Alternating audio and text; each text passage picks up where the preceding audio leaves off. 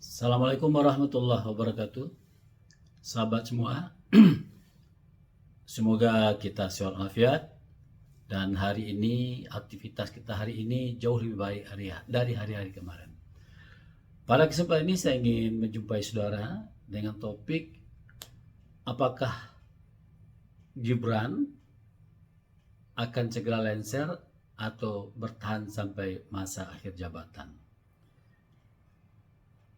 Mengapa saya mengambil topik ini, sahabat semuanya? Yang pertama, saya memperhatikan hasil-hasil kajian yang dilakukan oleh Roy Suryo, Rismond, dan Tifa tentang pendidikan Gibran baik yang katanya di Singapura maupun di Australia. Nah, hasil riset yang mereka lakukan, hasil observasi yang mereka lakukan, maka keluarlah buku dari Rismond yang katanya adalah Gibran and Game. Dan konon kabarnya mereka bertiga RRT ini akan menerbitkan buku dengan judul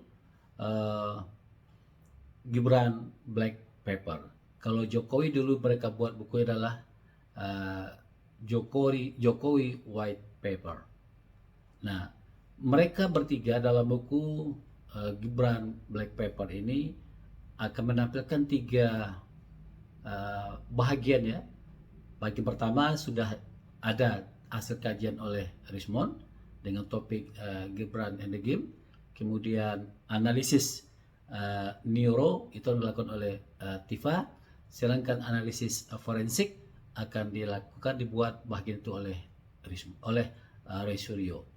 Nah, memperhatikan pergerakan atau dinamika politik akhir-akhir ini, maka menurut saya Gibran itu betul-betul berada di atau kalau dalam tidak keadaan panik, paling tidak ayahnya sudah memperlihatkan kepanikannya. Bagaimana Jokowi dengan seakan-akan sehat walafiat pergi ke Kongres PSI di Makassar, lalu bicara dia akan habis-habisan mendukung PSI. Nah, tentu saja ini adalah berkaitan dengan dinas politik yang sudah dia bangun. Itu yang pertama yang mendasari pemikiran saya ini. Yang kedua, saya melihat bagaimana pergerakan dari sebuah organisasi civil society yang mereka membuat namanya adalah rebut kembali kedaulatan rakyat. Mereka memiliki data-data bagaimana kondisi ekonomi Indonesia hari ini, siapa yang memainkan oligarki mana yang memainkan perekonomian itu di Indonesia. Kemudian juga mereka memiliki data dari beberapa tambang, baik tambang emas, nikel, minyak, dan segala macam Indonesia. Apakah ini milik negara atau sudah digadaikan kepada negara lain? Nah, orang-orang merdeka ini selalu menyuarakan seakan-akan Prabowo itu memiliki beban. Beban apa? Maksudnya adalah Gibran itu menjadi beban oleh Prabowo. Nah, jadi ada kalau orang pendukung Jokowi mengatakan bagaimana Prabowo akan menjadikan Gibran itu beban? Tidak, karena Presiden Prabowo itu berhasil memenangkan Pilpres pada 2025 lalu adalah atas kebaikan hati Jokowi dan karena Gibran. Itu menurut pendukung Jokowi. Tetapi itu kan masalah politik. Sekarang politik tidak ada jaminannya bahwa Gibran itu akan tetap bertahan sampai akhir periode.